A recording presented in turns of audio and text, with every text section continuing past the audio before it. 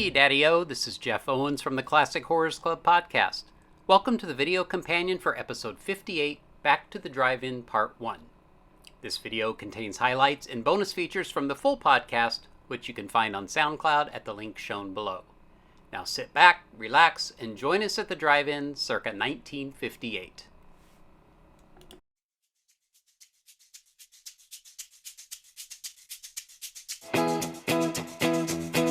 Hey, you guys know about a little spider? The itsy bitsy spider? Yo, he's a friend of mine. I want to tell you a little story about this spider, about how he didn't let the rain get him down. You want to sing with me? Come on. The itsy bitsy spider went up the water spout. Down came the rain and washed the spider out. Out came the sun and dried up all the rain. So the itsy bitsy spider, he went up the spout again. Hey, hey, hey, hey. Hey, how you doing? Doing good. Yeah. We're live and in person together. I know, that's so exciting. Hey, I was just listening to this really cool song, Itsy Bitsy Spider by Basho and Friends, from an album called Dance Party on Fun Street. Well, I wonder why we'd be playing something called Itsy Bitsy Spider. I wonder, and I think it has something to do with where we're going. Please, are we going to Fun Street? We're not going to Fun Street, but we are going to be doing something fun. Okay. We are going to use our Wayback Machine, because you know it's June, and like we did last summer, we're headed back to the drive-in. All right. So we're going to prime drive-in time, 1958. And this time we're going to Charlotte, North Carolina. We're going to the South 29 Drive-In, 4110 Wilkinson Boulevard, and we have got an awesome night planned for us. Now, they're going to be doing 5 movies. We're going to be seeing 3 of the movies tonight. And summertime, when I think of summer, I think of giant bugs. And we're going to be having giant creepy crawlies. We're going to be seeing... And since I live in Minneapolis, I can vouch for giant mosquitoes. Well, we're not going to see any mosquitoes this time. Good, that's a good thing. We're going to be seeing a giant spider, better known as Tarantula, the Universal classic.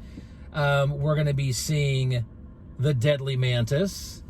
And then we're going to go to the beach, and that's what you do during the summer, right? And we're going to get attacked by crab monsters. Attack of the Crab Monsters.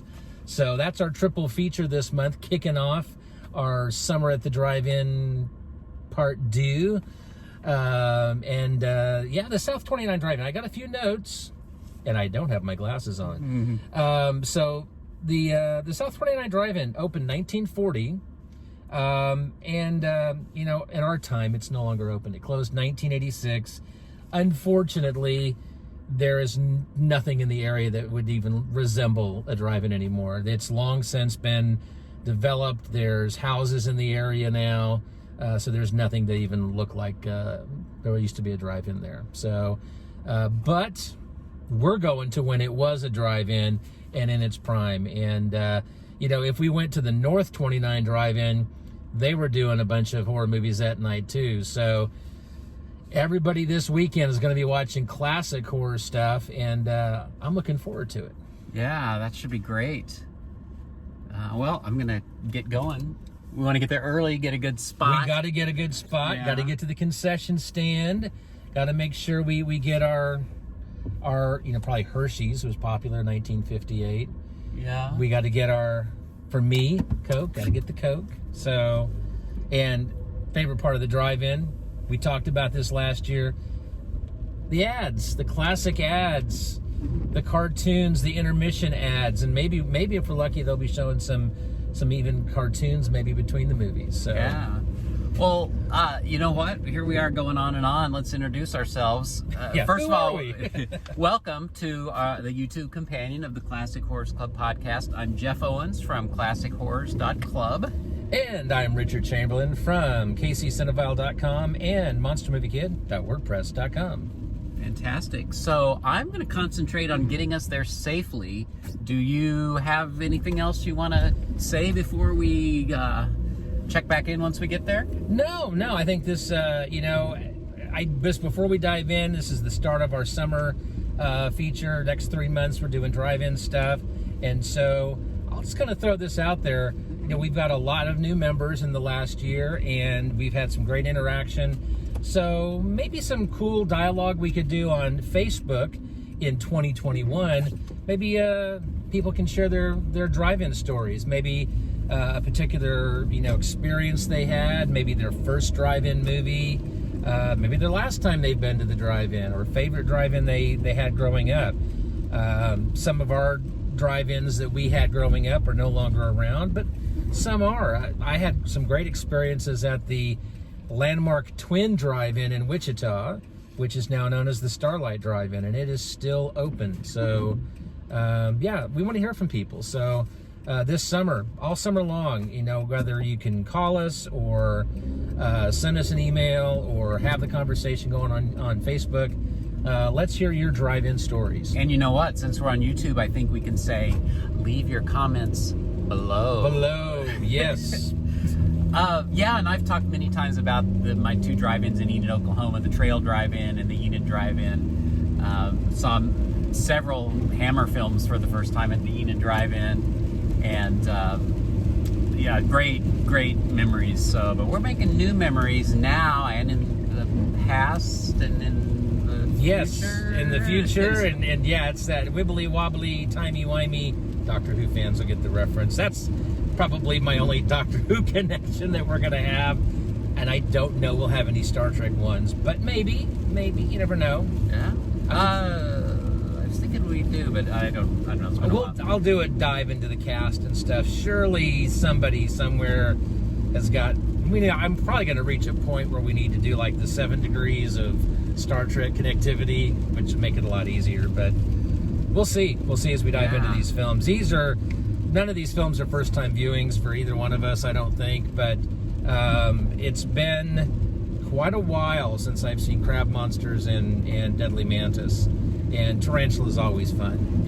Even though I have no desire to see big giant spiders in the real world, I'm totally cool with seeing them on the big screen. Yeah, you know, I've never seen Deadly Mantis, so this will be the first time for me. I thought you had. Okay. No, I always get it confused with beginning and the end, but I have not. Grasshoppers, Mantis, yeah. Similar. It has been a long time since I've seen Deadly Mantis, and you know, the Attack of the Crab Monsters. This is kind of funny little story. Whenever I think of it, I think of they have this miniature town set up at a museum in Wichita, Kansas, and it's like a Kansas in miniature. It's a really cool, kind of think of a train set, but every building represents a building in Kansas, and they have a drive-in theater, and it's representative of a particular drive-in theater, and they had it set up so that it would play a movie, and it was Attack of the Crab Monsters. Really? So cool. In miniature, you would see on the big screen, Attack of the Crab Monster would start. So I always think of that. It's been years since I've been there, but anyone who lives in that area and has been, they know that's a super cool exhibit. And I don't know if they're still doing the Attack of the Crab Monsters on the big screen, but they did back in the day. And so it's been a long time since I've seen that movie, but I will still flash back to the Kansas in miniature. So, and I don't know if you all can hear. You probably just saw me do my wiper in the back. It is raining a little bit, but we're nothing if not optimistic, Richard. We're it's totally going to clear up and be optimistic. sunny. Plus, in what year are we going to? 1958. I don't believe it was raining in that day. No. See, yeah, this is the magic of the movies, right? We are in 2021, but then we'll hit the wibbly wobbly timey wimey button and use the Wayback Machine and go to 1958, Charlotte, North Carolina, and yeah, sunny skies. It's going to be a beautiful night with only the giant bugs on the big screen. Yeah. So, all right. Well, I am going to hit the highway here, and then we'll be able to push that button and we'll go zipping into the past. So I don't know how the technology is going to interfere with that. So I'll stop recording now, but we will check back with you all when we get there, and probably after we watch the first movie. I don't know. We'll see. We'll be back.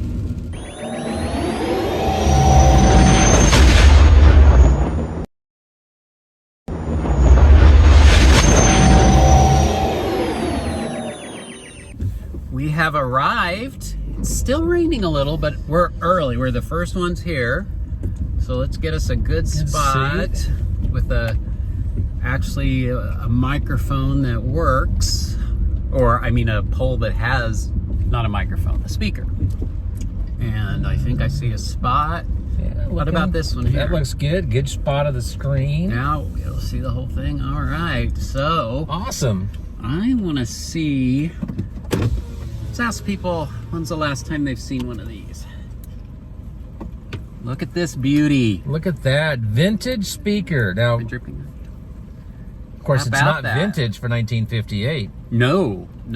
But you know, too many theaters will still use speakers in 2021. Kind of cool. So I'm going to hang that on the side window. Yeah. Let me flip this around. We can look at the screen. Folks, and a hearty welcome to our drive-in theater. We have a wonderful evening's entertainment lined up for you, one that will provide several hours of pleasurable relaxation and diversion for you and your family. Did you fail to dress up for tonight's show? No tie, an old shirt and slacks, a house dress? Well, don't give it a thought. We're glad you came as you are. We just want you to enjoy yourselves. Don't forget to visit our refreshment center during the intermission or any time. You love the tasty array of snacks we have to offer. So will the youngsters. Everything is quality and so good. We hope you'll make this a weekly visit. Bring the family. Bring your friends. There are always wonderful new pictures to see, delightful snacks to nibble, a gay, pleasant evening for all. Oh, a word of caution. Don't drive over 10 miles an hour in the theater area for your safety's sake. And Mom or Pop, go with the kids when they leave the car. We hope you have a wonderful time. Come back soon.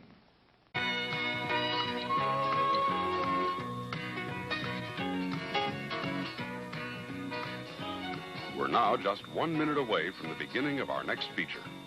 For your convenience, our refreshment stand will remain open after the feature begins, so you still have time to add to the fun of watching the movie. Before we begin our next feature, we'd like to remind you to replace your speaker before leaving the theater. If it is accidentally damaged, please notify someone at the refreshment stand.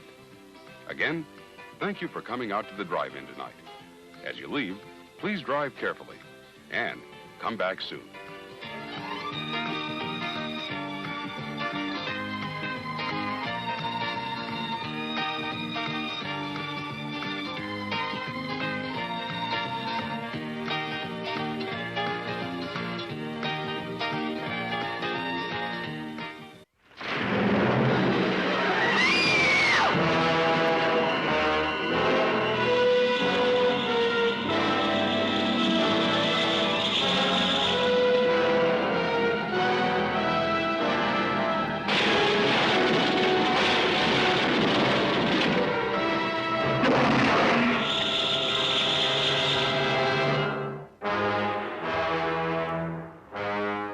What if circumstances were to magnify one of them in size and strength, took it out of its primitive world and turned it loose in ours? Then expect something that's fiercer, more cruel and deadly than anything that ever walked the earth. Even science was stunned. The new atomic miracle should have been mankind's greatest boon. Instead, when such power to cause phenomenal growth proved dangerously unstable, man was confronted with his most shocking blunder. The isotope triggered our nutrient into a nightmare. A blunder that transformed a tiny insect into the 100-foot spider that was now ravaging the panic-stricken countryside.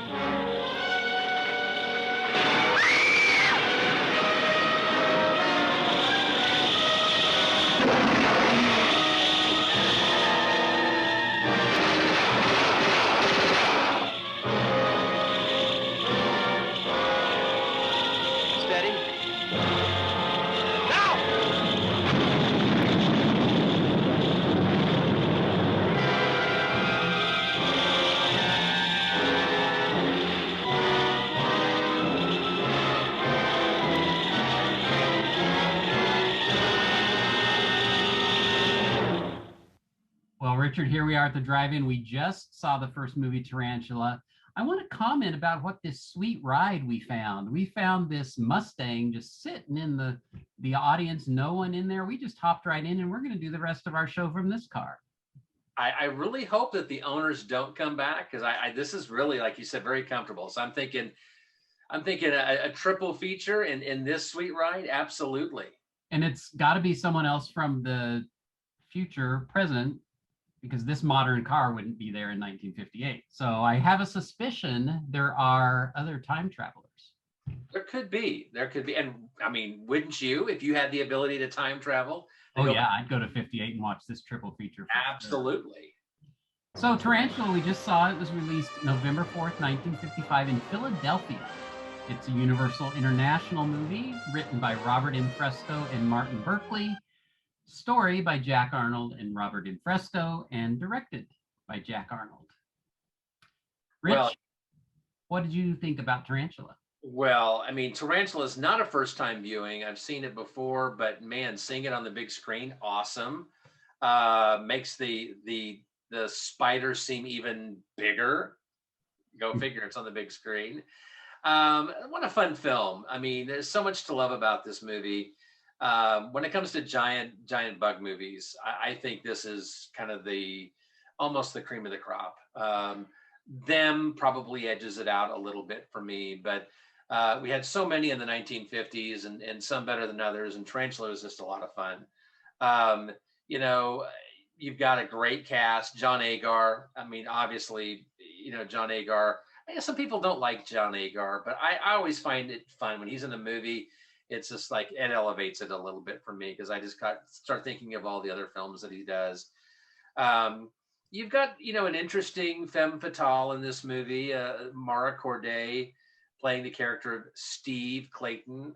You know, she didn't do a lot of other films, but she did seem to hang out with giant bugs, didn't she? You know, so being in the Giant Claw and the Black Scorpion. Great cast. You know, I loved seeing Lucas from Creature from the Black Lagoon as a sheriff, and solid script, I thought. Good special effects. Yeah, you know, there's some things that make you scratch your head a little bit. For example, you know, the dynamite. Why do they have the dynamite in the middle of town? But I don't know. I think you know, this is a great start to a fun night at the drive-in. A lot of fun with this movie, and you know, I mean, when you're talking giant bug movies, as I said, this is the cream of the crop. You've got great cast, great script, great director, and great special effects. Really, I mean, I think as you and I were talking, you said the hairs and the legs kind of contribute to maybe any imperfections might have been covered up a little bit. I agree, but man, it's kind of hard to see. And some really cool special effects. I mean, seeing like the truck being tossed at one point looked really convincing to me. So highly recommended. And you know, the challenge, if you're watching this movie, be on the lookout for Clint Eastwood. You know, he's got a small cameo in this one. A little trickier to find him in this one, because he's kind of, his facial area is covered up. So that's your hint as you're watching this one, if you've never seen it before. Be on the lookout for Clint Eastwood before he became the man with no name. So he was the man with no face. Well, there's a couple of things I like about it. I think what I like most is that it's not just a giant spider movie. It's also got, you know, experiments and side effects of those. So people themselves sort of become monsters. It's kind of a parallel or a two-part story. I like that this spider was created from these experiments, not from nuclear fallout or bomb testing, which so many of the giant insect movies seem to be. There's nothing really I don't like. Several things you mentioned I'm not going to repeat that I also like. I don't dislike it, but I just want to call it out, and that is the treatment of the woman, the female character, Mara Corday. It's the era. We should expect that in our movies, but there's a lot of language like, I'm doing graduate work in biology. The professor teaches it, or he did. I knew it would happen. Give women the vote, and what do you get? Lady science. And then she even herself says, science is science, but a girl must get her hair done. So that's kind of, this kind of thing you got to watch for.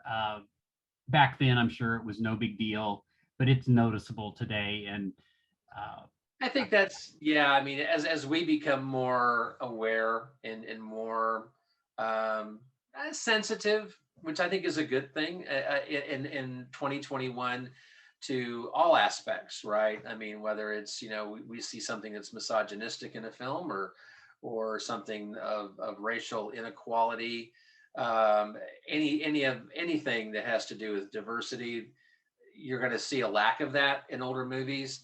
And that doesn't necessarily have to take away from your enjoyment. You just have to kind of put yourself into the fact that, hey, it's 1955 and that's what you're going to see. It might make some scenes more uncomfortable than others, but it doesn't mean that the movie should be totally dismissed. So put aside some of the, concerns that you have. Enjoy the movie again for the time period. Nothing is terrible in this. Some movies are certainly a little harder to do that with. This one is you just kind of say, okay, well, that's 1955, and thank goodness we've moved forward. But it shouldn't deter from your enjoyment at all. Yeah. And with each of these, I'm going to real quick give the science lesson that we learned. In this one, an overcrowded world means there's not enough to eat. So Professor Gerald Deemer, his plan is to make the food that we have bigger. So he's developed a non-organic food concentrate that causes a growth hormone, causes things to grow bigger. It uses atoms as bonding agents. And their only problem is that they've got to lick the problem of that darn instability. I'm seeing a new YouTube series, Jeff Owens, the science guy. Atomic bug movies. Yeah. So, all right. Well, we don't have much time in between these movies. Luckily, there's a few trailers and commercials for the concession stand. But let's get ready to watch Deadly Mantis. Sounds good. I'm sorry, sir. This is a private mountain. But I only wanted it. This mountain is reserved for patrons of drive-in theaters. But it's a supply depot for all sorts of good things, which people can get at the snack bar, like soft drinks, hot dogs, good hot coffee, candy bars of all kinds, delicious popcorn, and refreshing ice cream treats. But I am a patron of this drive-in. Well, why didn't you say so? Be our guest.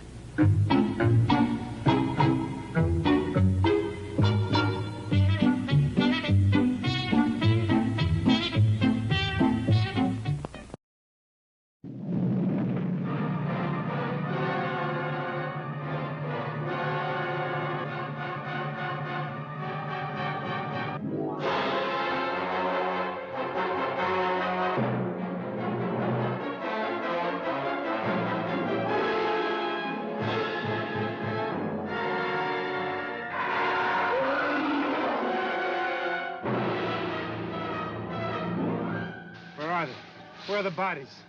Easy. In all the kingdom of the living, there is no more deadly or voracious creature than the praying mantis.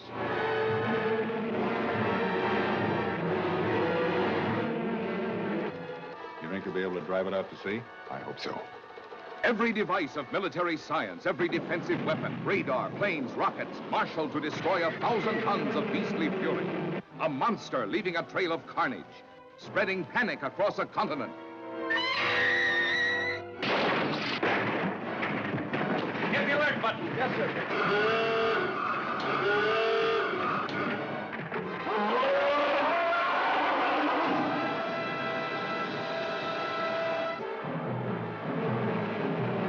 Nothing in its path was safe. Not the planes in the sky. Not the ships at sea. Mamma mia! Nor the vehicles on the ground. You boys might just as well go back. There aren't any bodies. And then this most dangerous monster that ever lived challenged the security of our cities.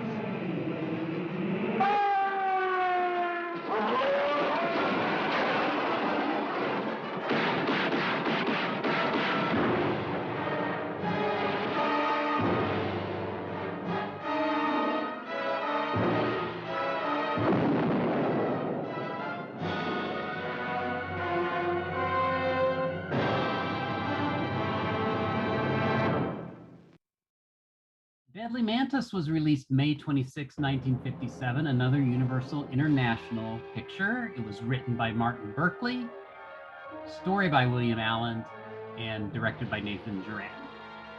What are some things you liked about Deadly Mantis?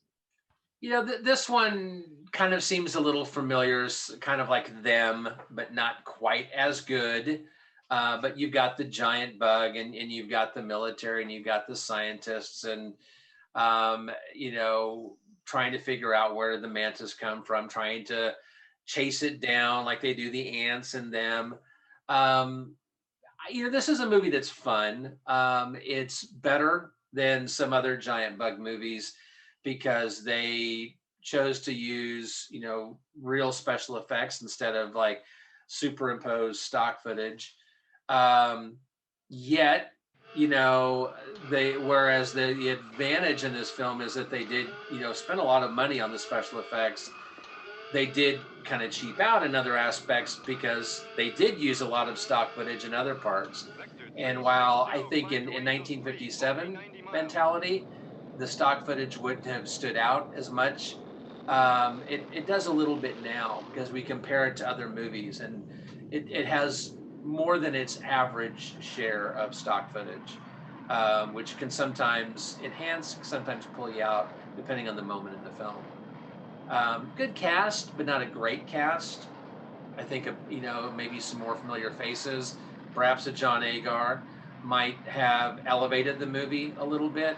As it is, you know, Craig Stevens and William Hopper, not necessarily household names or faces, although, you know, if you're a fan of Perry Mason, you'll recognize William Hopper for his role of Paul Drake. If you know, deeper dive in television, if you're a fan of Peter Gunn, you'll recognize Craig Stevens. But beyond that, there's a lot of fun with Deadly Mantis, not as much as we got in Tarantula. There's pros and cons for the film. So, and I think probably one of the cons is something you'll touch on, and that's, again, the treatment of women in this movie is a little, you know, questionable by today's standards. But I enjoy it. You know, it's just not as much fun as Tarantula, but still a fun flick. I think it's better if you see it by itself than with another double feature, because it's more than likely going to pale in comparison to some other films. So it stands better on its own, I think, than and not be compared. That way the imperfections of the film are covered up a little bit. Well, unfortunately, there's more I dislike about this movie than I like. I mean, there's things to like, and I think I love the way the mantis looks. I think the effects are pretty good. What I don't like is just the thing is so darn slow. It starts out with, we get our typical, not just science lesson about equal and opposite reactions. You know, a volcano explodes on the South Pole, causing at the North Pole ice to break apart and melt and release the mantis. Not only do you have all that, you've got a big geography lesson. So you've got the dew line and all these lines in Canada, and you learn about radar and all that, and that's fine, but usually it's woven better into the entertainment and not so standalone and so long. So I didn't really, that set the tone for me, and I found the whole movie to be kind of slow. I also didn't like that you're not really clear who the main character is. I know the three eventually come together and it kind of becomes clear, but that takes a long time before you really realize who's the hero here in this. You mentioned the female part, and actually it doesn't, it's noticeable, but it doesn't really, I think it's better used here because the woman is part of the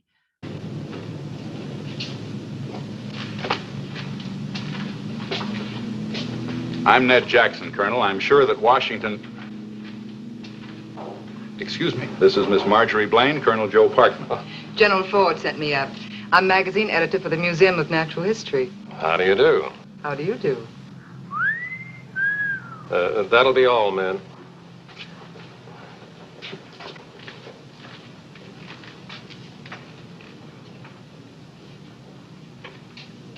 It looks like you don't have too many women up here, Colonel. Hey, well, we have a little joke up here. The boys say there's a girl behind every tree. Only try and find a tree.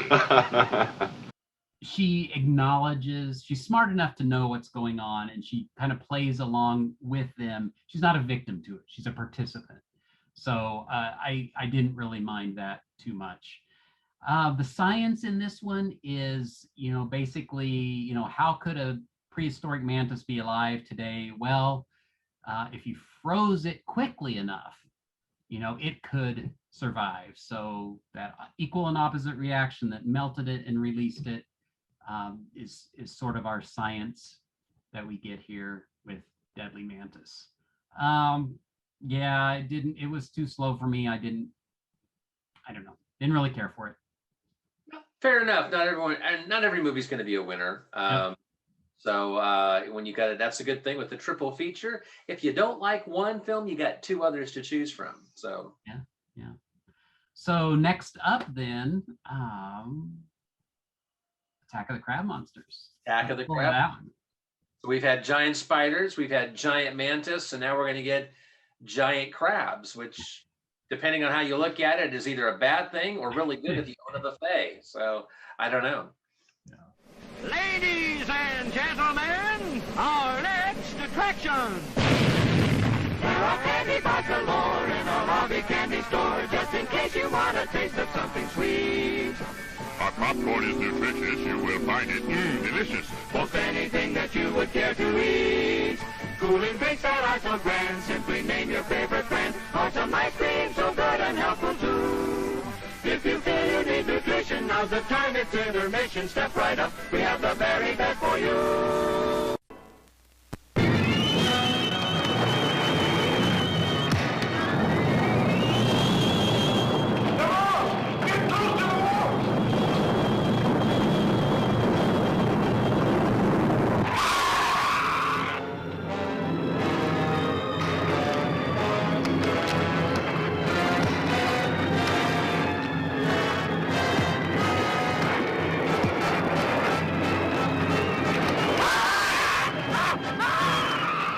On an isolated Pacific island, the Navy lands a party of daring scientists to solve the mysterious disappearance of an entire atomic research team.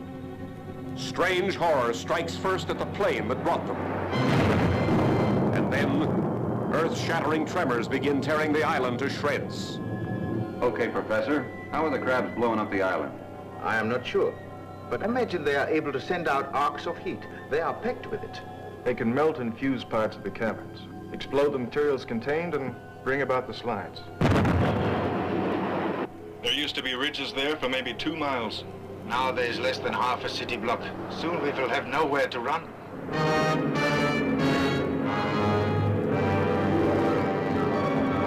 Fathoms deep among the terrors of the mighty Pacific, daring skin divers brave undersea perils that stagger the imagination.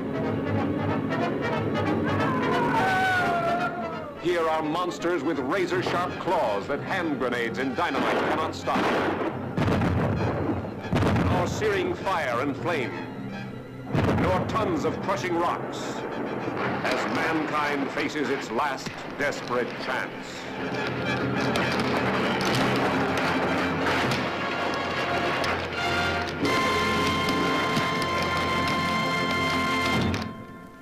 Attack of the Crab Monsters, released February 10th, 1957.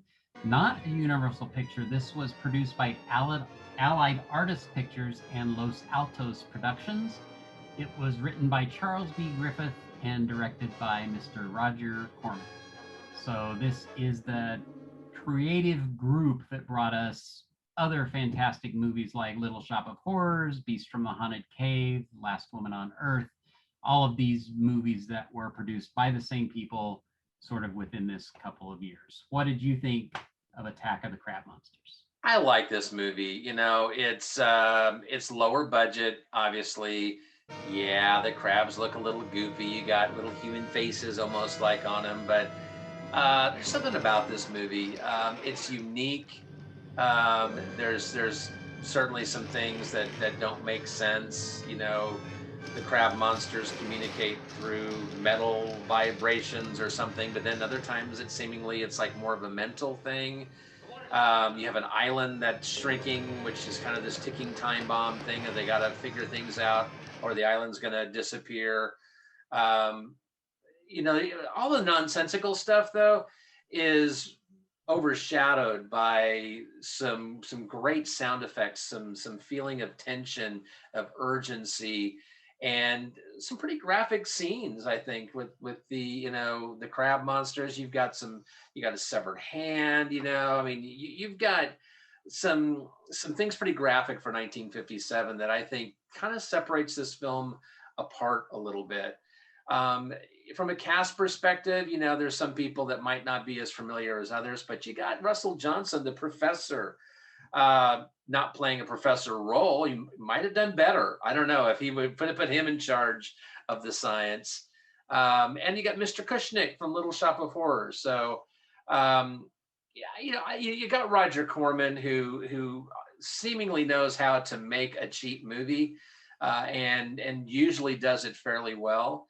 And I think that's what we got here. We got a really, you know, quickly made film that doesn't look as cheap as it should, and ends up coming across as a really fun matinee or a late night creature feature.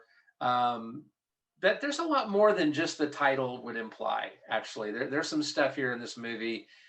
These monsters are a little bit more intelligent, a little more than just mindless, you know, giant crabs. So that, again, I think elevates the movie a notch or two for me.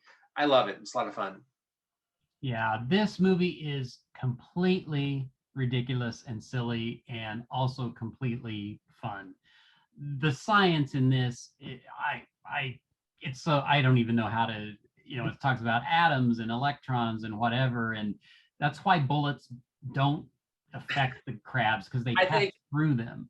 I think Carla would argue that there's no science in this movie. And but they try to justify it. They try. Something about the atoms not having cohesion and all of this, and the island shrinking. This is a giant monsters created by nuclear fallout from testing on this island that has all these strange effects. And they're not just giant crabs, they're giant telepathic crabs, and they get people's assimilate their brains when they eat people.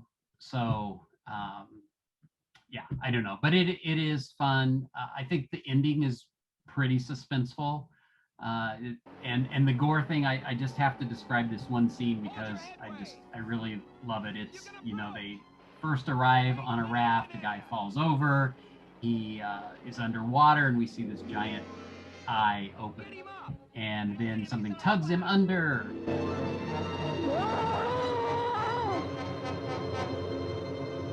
What's the ball up there?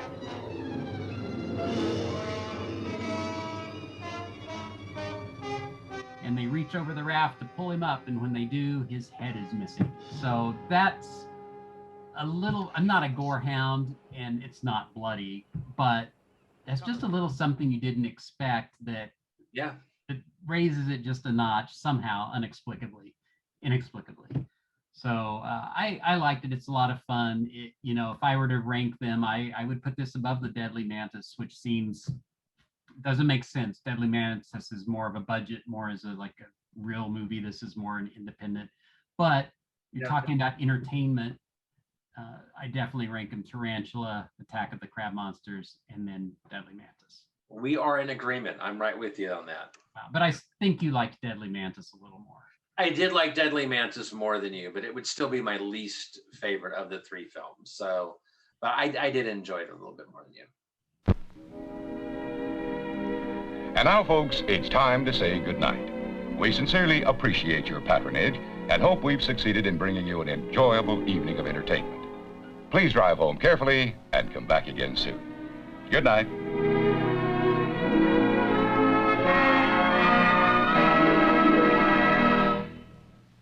Richard, we're going to go out on a song. It's the same song that we heard at the beginning, but a different artist. This is an R&B remix of Itsy Bitsy Spider. It's by Desmond Dennis, and I didn't see that it's from an album or a CD, but it is available on YouTube. And if you're watching the video podcast, you will see the video that goes with this song. All right. Are we going to get a Barry White vibe going on here with the spider? I don't know. I don't know what that means. Well, get a little bit of spider love. Barry White. He's got the. I know Barry White, but I don't know what that has to do with spiders. All right. I don't know. Well, it's been a long night, so we must get back home and prepare ourselves for next month's episode. Yep. So take care. Thank you much, and thank you everyone for listening. We hope you're well. Good night. Do you want to say good night or goodbye? Or? Yeah. I just spaced out there. It's like you usually do. I'm waiting. It's like, good night, and thank you for your patronage. The itsy bitsy spider opened up the water spout. Down came the rain and watch the spider ride. All in the sun, tried to bother rain, and the itsy bitsy spider opened up the spout again. The spider wants to make it to the top, but the rain keeps making the spider stop. Some please come.